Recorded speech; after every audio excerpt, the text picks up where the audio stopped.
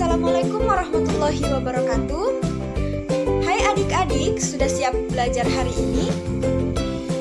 Baik, pada hari ini kita akan belajar mengenai kepemimpinan.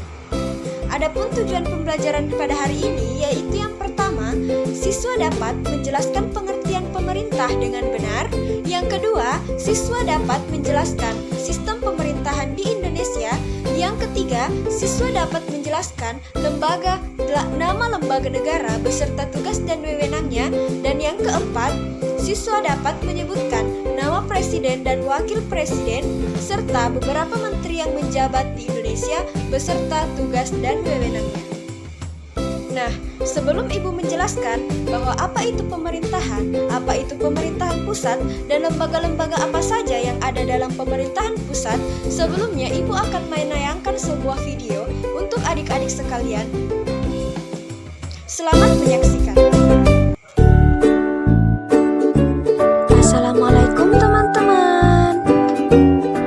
Kali ini kita akan mempelajari mengenai lembaga-lembaga negara di tingkat pusat. Teman-teman tahu apa itu pemerintah?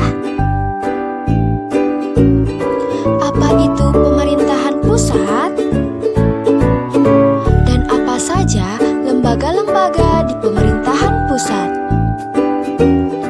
Mari kita simak penjelasan berikut ini. Yang pertama, pengertian pemerintah. Pemerintah adalah sebagai sekumpulan orang-orang yang mengelola kewenangan-kewenangan, melaksanakan kepemimpinan dan koordinasi pemerintah, serta membangun masyarakat dari lembaga-lembaga di mana mereka ditempatkan. Sedangkan yang kedua, pengertian pemerintahan. Pemerintahan merupakan organisasi atau wadah orang yang mempunyai kekuasaan dan lembaga yang mengurus masalah kenegaraan dan kesejahteraan rakyat dan negara. Yang ketiga, lembaga pemerintahan tingkat pusat. Lembaga pemerintahan tingkat pusat terbagi atas tiga. Yang pertama, lembaga legislatif. Yang kedua, lembaga yudikatif. Dan yang ketiga, lembaga eksekutif.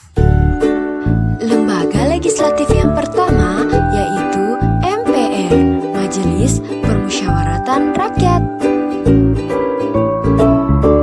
Yang kedua yaitu DPR, Dewan Perwakilan Rakyat.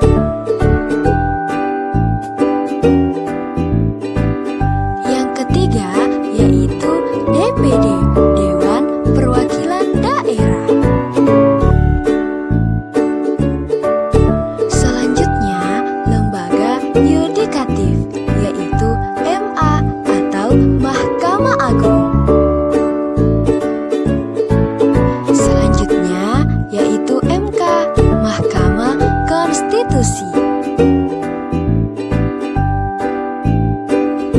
Selanjutnya yaitu KY, Komisi Yudisial, dan juga BPK, Badan Pemeriksa Keuangan.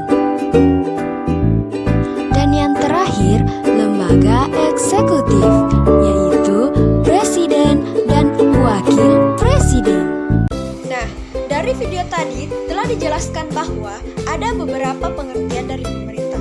Yang pertama, pemerintahan adalah sebagai sekumpulan orang-orang yang mengelola kewenangan-kewenangan, melaksanakan kepemimpinan dan koordinasi pemerintah, serta membangun masyarakat dari lembaga-lembaga di mana mereka ditempatkan. Sedangkan pemerintahan merupakan organisasi atau wadah orang yang mempunyai kekuasaan dan lembaga yang mengurus masalah kenegaraan dan kesejahteraan rakyat dan negara.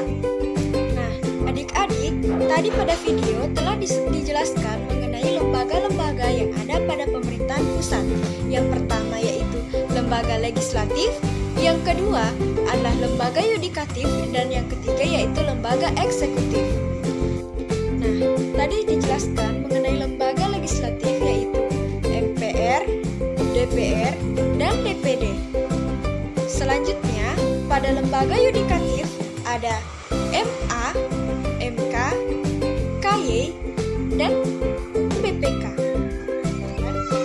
lembaga eksekutif ada presiden dan wakil presiden beserta para menteri.